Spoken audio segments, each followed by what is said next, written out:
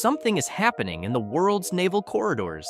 Countries that have never bought a Japanese warship are suddenly calling Tokyo. Defense ministers who spent decades shopping in Washington, Paris, and London are now turning their attention to a shipyard in Western Japan. And the vessel at the center of all this quiet, urgent interest is a frigate, the Mogami class. And the question that every naval analyst, defense ministry, and rival shipbuilder is asking now is the same one you should be asking. Why this ship? Why Japan? And why right now?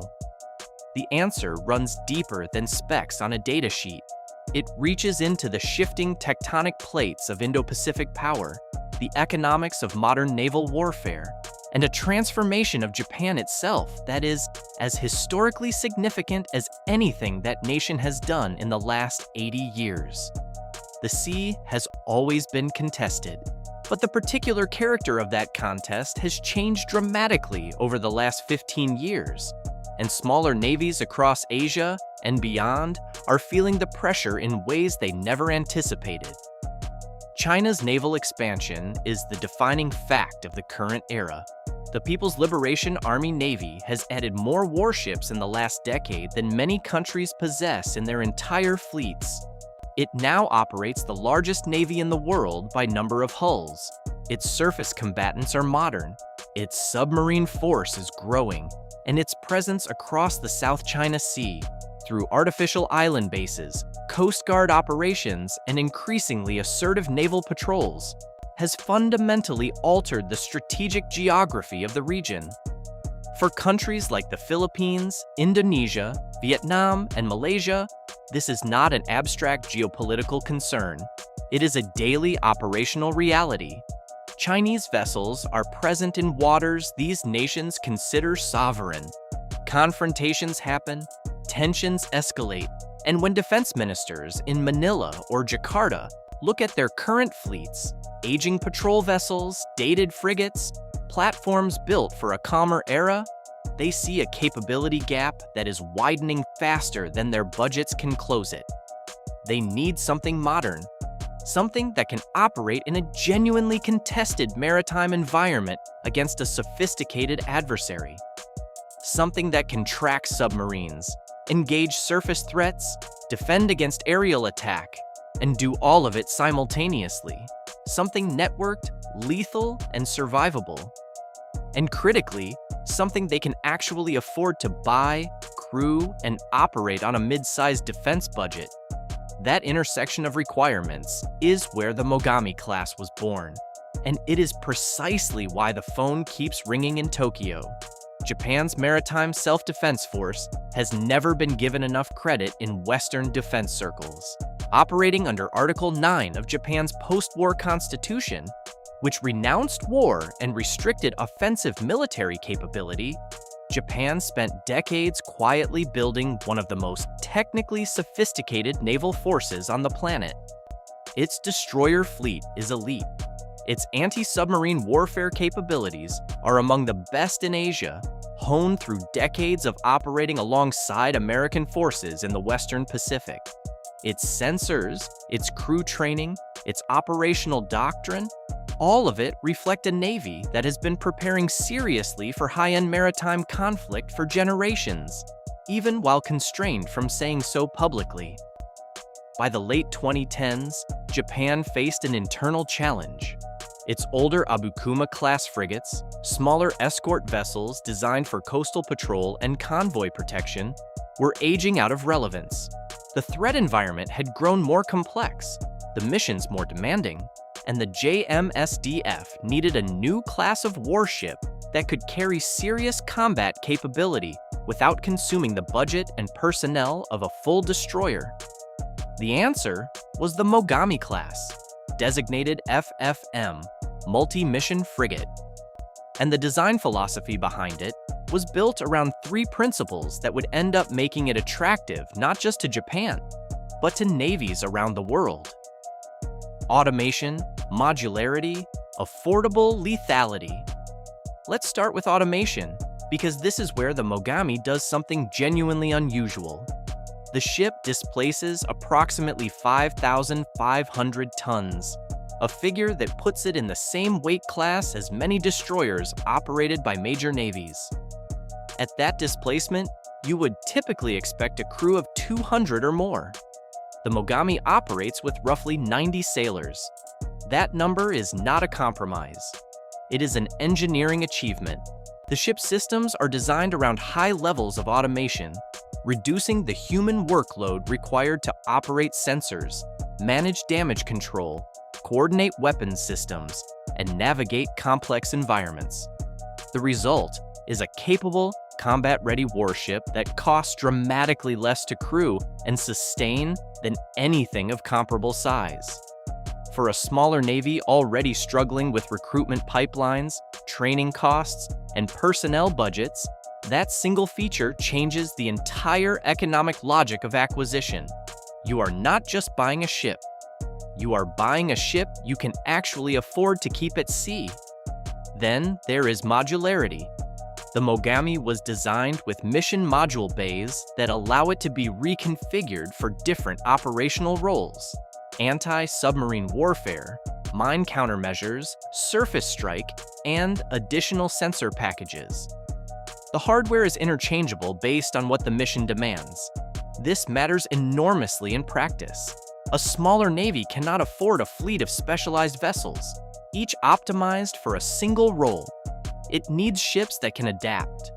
The Mogami was conceived from the outset as exactly that, a platform flexible enough to serve multiple strategic functions without requiring a separate hull for each one. And underneath all of that flexibility sits a weapons suite that commands respect. The ship carries the Type 17 anti-ship missile, a sea-skimming weapon with a range understood to exceed 200 kilometers, capable of threatening surface combatants well beyond visual range. It has a vertical launch system for surface-to-air missiles, torpedo tubes for anti-submarine engagements, a 76mm main gun, and a flight deck and hangar capable of operating a full-sized maritime helicopter, extending the ship's reach for reconnaissance, anti-submarine patrols, and over-the-horizon targeting. This is not a patrol boat with aspirations. It is a genuine multi-domain warfighter in a compact, cost-efficient package. And that brings us to the third principle, the one that arguably closes the sale more than anything else: affordable lethality. The Mogami class is not cheap in absolute terms, but defense procurement is never about absolute cost. It is about what you get for what you spend. And on that measure, the Mogami presents a value proposition that its competitors struggle to match. Consider what a buyer is actually acquiring: a vessel capable of launching anti-ship missiles that can reach targets more than 200 kilometers away, a vertical launch system that can engage aerial threats at range, torpedo tubes that make every submarine captain in the region take notice, a helicopter that multiplies the ship's sensor, reaches far beyond its own hull. All of that on a platform that costs a fraction of what a comparable American or European destroyer would demand. And that requires less than half the crew to operate. For a navy in the Philippines, or Indonesia, or Malaysia, working within a defense budget that must also fund an air force, an army, border security, and domestic priorities, that ratio matters enormously. These nations are not choosing between a Mogami and an Arleigh Burke. They are choosing between a Mogami and nothing credible at all. Between a ship that can genuinely threaten an adversary's surface fleet and a patrol vessel that cannot. The Type 17 anti-ship missile alone reframes the strategic conversation for any nation that fields it. A smaller navy equipped with extended-range anti-ship capability is no longer just a coastal patrol force. It becomes a sea denial asset, a force that can impose real costs on any surface combatant that enters its operating area, regardless of how large or sophisticated that adversary's fleet may be. That capability, at that price point, in that hull, is precisely what makes the Mogami more than a frigate. It makes it a strategic equalizer. And because the platform is modular, buyers are not locked into a fixed weapons configuration. As budgets allow and threats evolve, the mission modules can be upgraded, swapped, or expanded. The initial acquisition cost is the entry point, not the ceiling. That kind of long-term scalability is exactly what defense planners in mid-sized navies need when they are trying to build serious capability incrementally rather than all at once. But none of this would matter on the export market if Japan hadn't done something equally significant on the political and legal front. For most of the post-war period, Japan maintained a strict self-imposed ban on arms exports. Rooted in its pacifist constitutional identity, the ban meant that regardless of how capable Japan's defense industry became, its products stayed home. The rest of the world could not buy what Japan built. That changed in 2014, when Japan replaced the export ban with the 3 principles on transfer of defense equipment, a framework that permitted exports to partner nations under controlled conditions, tied to end-use requirements and strategic alignment. It was a quiet policy shift at the time. Most analysts noted it and moved on. But the strategic environment did not stay quiet. Chinese naval expansion continued to accelerate. North Korean missile development grew more sophisticated. The war in Ukraine reminded every defense ministry on Earth that conventional state-on-state conflict had not been consigned to history. The urgency that had been building quietly across the Indo-Pacific suddenly had nowhere to hide. Japan could now sell warships. It had a warship worth selling. And the demand waiting on the other side of that combination was larger than almost anyone had anticipated. Look at who is paying attention, and the picture comes into sharp focus. The Philippines sits at the front of the line.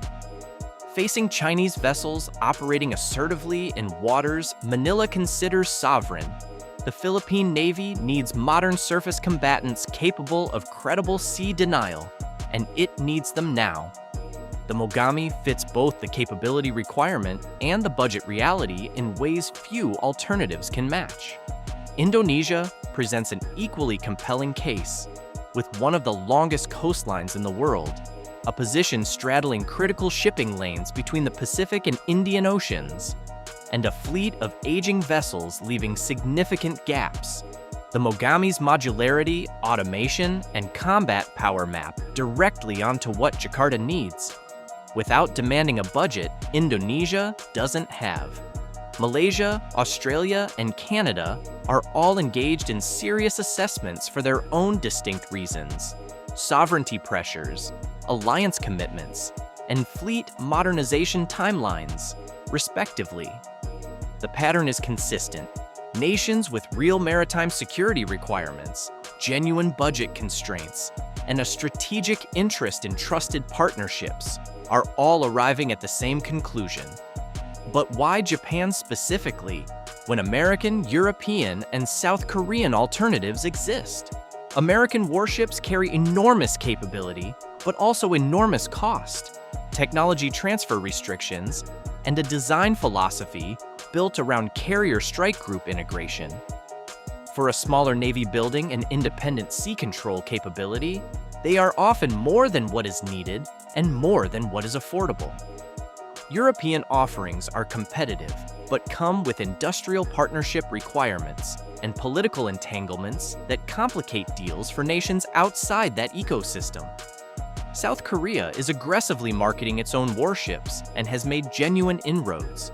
The competition is real, but Japan brings something none of them offer in the same combination: no colonial legacy in Southeast Asia, no territorial disputes with its buyers, and a genuine strategic interest in building partner capability rather than projecting its own power outward.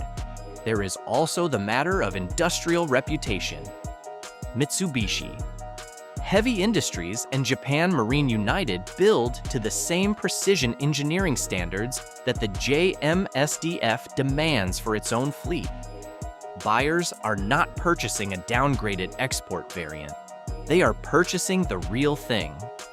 Now consider the view from Beijing, because that perspective reveals the full strategic weight of what is happening. China's anti-access area denial strategy rests on a foundational assumption that its neighbors are individually too weak to meaningfully complicate Chinese naval operations. That in any serious maritime confrontation across the Western Pacific, those smaller nations would be quickly outmatched or would stand aside entirely. A network of regional navies, each operating Mogami-class frigates, equipped with anti-ship missiles capable of threatening surface combatants at extended range, integrated into shared intelligence frameworks with Japan, the United States, and Australia, does not need to match China hull for hull. It does not need to win a fleet engagement. It needs to be capable enough, distributed enough, and lethal enough that any Chinese naval operation in the approaches to Taiwan or across the wider Western Pacific becomes a vastly more complex, costly, and uncertain proposition than Beijing currently calculates. Distributed lethality across multiple sovereign navies is a fundamentally different problem for a planner to solve than a single, concentrated Allied fleet. It has no clean center of gravity to target. It cannot be neutralized in one strike. It must be contested everywhere at once. Every Mogami-class frigate that enters service with a regional partner navy adds another node to that network. Another variable in Beijing's operational calculus. Another reason to think twice. And then there is what all of this signals about Japan itself, because that may be the most historically significant dimension of the entire story. Japan is doubling its defense budget over 5 years, committing to reach 2% of GDP by the late 2020s. It has developed counterstrike missile capabilities that would have been constitutionally unthinkable a generation ago. It has signed defense agreements with Australia, the United Kingdom, and NATO partners. And it is now an active exporter of military hardware to partner nations across a region it once watched from the sidelines. This is a Japan that has made a deliberate strategic decision to shape its security environment rather than simply react to it. A Japan that sees its defense industry not just as a supplier for its own forces, but as an instrument of long-term regional architecture. The Mogami class is a product of that decision, and every export sale is an extension of it. What Japan is really selling is not just a frigate, it is a relationship, a commitment to support, supply, train alongside, and operate with the navies that buy into its platform. That kind of sustained defense partnership, built around a shared hardware ecosystem, creates ties that outlast any single transaction. The frigate export market in Asia is accelerating, and Japan's window will not stay uncontested forever. South Korea, Europe, and the United States are all recalibrating in response to what Tokyo is now doing. But the urgency driving the buyers is not easing. Every year that maritime tensions rise, the pressure to modernize grows more acute. The countries moving fastest understand something the rest of the world is still catching up to.